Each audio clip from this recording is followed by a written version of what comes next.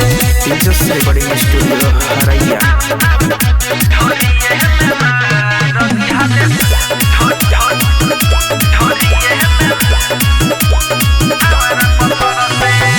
कुछो न कहेला खाली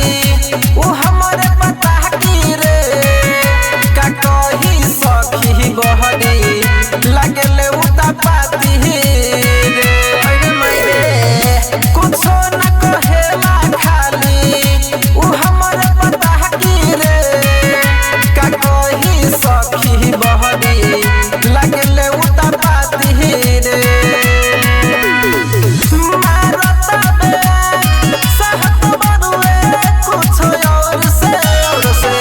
ढोरिए में मार दिहले सखी हई छवरा पत्थर से ढोरिए में मार दिहले सखी हई छवरा पत्थर से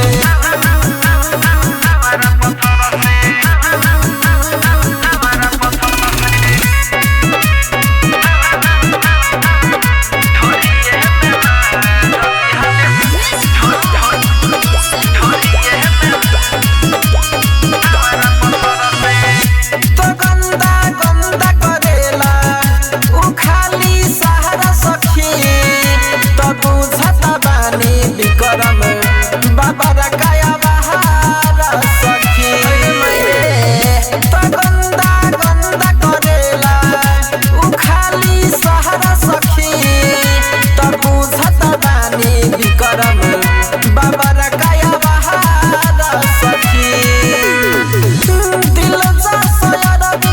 दर्द दी हाले कुठर कुठर से ढोरिए में मार दिहले सखी हई छवरा पत्थर से